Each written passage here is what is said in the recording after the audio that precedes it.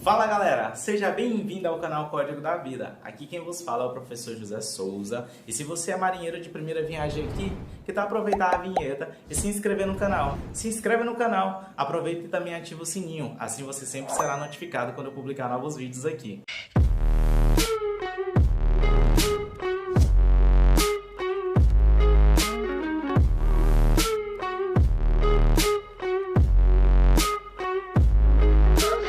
Então é isso, pessoal. Na aula de hoje a gente vai estar abordando a mecânica ventilatória. Então a gente vai estar vendo ali como que o ar ele vai estar entrando e saindo dos nossos pulmões e qual a relação disso com a lei de Boyle. Então, sem mais delongas, vamos iniciar. E para a gente iniciar aqui falando sobre a ventilação mecânica, pessoal, eu trouxe aqui um esqueminha só para a gente relembrar aqui como que esse ar ele vai estar entrando e saindo dos nossos pulmões.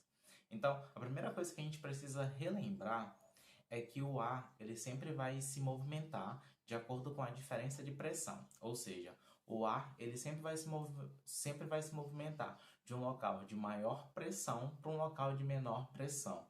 Então, isso já tem que estar na nossa mente. Então, a primeira coisa que vai acontecer para que esse ar ele saia desse local que está de maior pressão, que no caso vai ser a atmosfera, vai ser ali mudanças fisiológicas no nosso organismo. E a primeira dela vai ser a contração do diafragma. Então, para a gente realizar o movimento de inspiração, que seria ali o movimento que a gente faz para que esse ar ele possa adentrar nos nossos pulmões, a primeira coisa que a gente vai fazer vai ser a contração do diafragma. Então, quando você contrai o diafragma, esse músculo vai fazer com que eu tenha um aumento ali da minha caixa torácica e isso associado ali à contração dos músculos intercostais vai fazer com que essas nossas costelas elas venham ficar mais para frente, né? Para que eu tenha um aumento ali da caixa torácica e isso cause uma diminuição na pressão ali intrapulmonar. Essa diminuição da pressão intrapulmonar vai facilitar a entrada do ar, então até os meus pulmões, e tudo isso, pessoal, vai ser através de um mecanismo ativo, ou seja, com gasto de energia. Já quando a gente vai fazer o movimento inverso, que seria a expiração, então, ela vai iniciar com o relaxamento do músculo do diafragma e, consequentemente, também o relaxamento dos músculos intercostais externos. Quando esses músculos eles relaxam, pessoal, eu vou ter uma diminuição da caixa torácica. Essa diminuição associada à quantidade de ar que entrou no meu pulmão ali durante a inspiração vai fazer com que a pressão intrapulmonar ela seja muito maior do que a do meio externo. E isso vai favorecer a saída do ar, então, dos meus pulmões. Então, essas costelas vão se abaixar, esse ar ele sai dos meus pulmões, e isso tudo através de um processo passivo, ou seja, sem gasto de energia. No entanto, anotem no caderno de vocês. Sempre que a gente está fazendo exercício físico, algum movimento que requer assim um gasto excessivo de energia, que force a nossa respiração, para ser mais preciso, a expiração ela se torna um processo ativo, ou seja, com gasto de energia, porque os nossos músculos ali respiratórios eles vão trabalhar cada vez mais para poder expirar, ou seja, retirar esse ar de dentro dos nossos pulmões, para que ocorra ali aquele processo de hematose. Continuando aqui, pessoal, o que isso vai estar envolvido ali com a lei de Boyle? A lei de Boyle, pessoal, é uma lei que expressa qual seria a relação ali entre os gases e o volume, ou seja, entre a pressão e o volume. E o que dizia essa lei? O que Boyle fez, para ser mais exato? Então, Boyle ele pegou um recipiente hermeticamente fechado, né? Ali naquele recipiente ele tinha um êmbolo com um pistão e associado ainda a esse recipiente ele tinha um medidor de pressão. E daí o que ele fez, pessoal? Ele observou que quando o êmbolo estava ali na capacidade máxima daquele recipiente, ou seja, de 1 litro, a pressão que o ar atmosférico exercia ali dentro daquele recipiente que é hermeticamente fechado era de 1 atmosfera. Porém, quando Boyle pegou esse mesmo pistão e empurrou ele, deixando ali na metade da capacidade desse recipiente, ele observou que na metade do volume ali, no caso ali em meio litro, a pressão atmosférica ali dentro daquele recipiente era de 2 atmosferas. Ou seja, ele observou que a pressão de um gás dentro de um recipiente hermeticamente fechado, ela é inversamente proporcional ao volume do recipiente.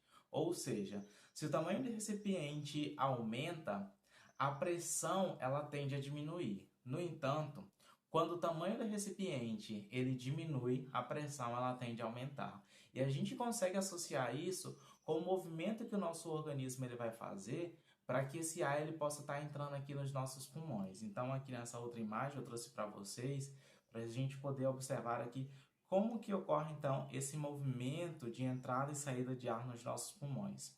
Então, aqui, como vocês podem observar nessa primeira imagem, a gente tem aqui que a pressão atmosférica ela é de 760 milímetros de mercúrio. Então, aqui a pressão atmosférica é de 760 milímetros de mercúrio. Isso daqui em uma pessoa em repouso, ou seja, aqui não está acontecendo nem inspiração, nem o movimento de expiração.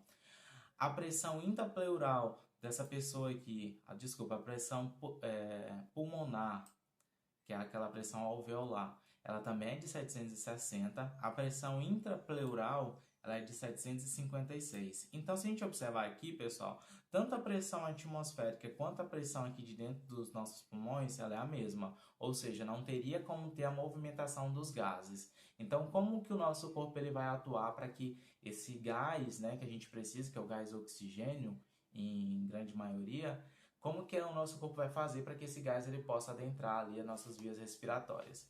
Então, a primeira coisa que vai acontecer durante a inspiração, o músculo diafragma ele vai se contrair. Quando ele contrai, ele acaba que desce aqui para essa região mais abdominal. Ele descendo aqui para essa região abdominal, pessoal, o que vai acontecer? Eu vou ter aqui um aumento do volume torácico. Esse aumento do volume torácico vai fazer com que a pressão que tem ali dentro dos nossos pulmões, né, ela venha diminuir. A primeira coisa que a gente observa é que a pressão intrapleural, que era de 756, ela passa para 754. Segunda coisa, a pressão aqui alveolar, que é aquela pressão pulmonar, que era de 760, ela passa para 758. Como aqui eu tenho uma diminuição na pressão, pessoal, o que vai acontecer? A pressão atmosférica, como ela é muito maior do que a pressão alveolar nesse momento, então o ar ele vai entrar aqui dentro, né, dos nossos pulmões, favorecendo ali a hematose. Quando a gente vai fazer o movimento de expiração, olha só o que acontece. O músculo diafragma que estava contraído, ele vai relaxar. E quando ele relaxa, ele acaba que diminui aqui o espaço torácico. Essa diminuição vai fazer com que a pressão intrapleural ela aumente. Ela estava de 754, ela passa para 756 novamente. E a pressão alveolar, ela sobe. Antes ela estava de 758 e agora com a diminuição ali do volume da caixa torácica, ela passa para 762. Ou seja, como a pressão agora nesse momento dentro aqui dos meus pulmões ela é muito maior do que a pressão atmosférica, o ar ele vai seguir esse caminho inverso, ou seja, para sair do nosso organismo. Então é isso, pessoal. Até a próxima aula. Por hoje é só, pessoal. Muito obrigado para quem ficou assistindo até o final do vídeo. E se você ainda não é inscrito no canal, aproveita e se inscreve aqui, que é de graça. Aproveita também e compartilha. Se esse vídeo serviu para você, ele também pode servir para outras pessoas que estão necessitadas aí deste conteúdo. Eu agradeço a todos vocês e até a próxima.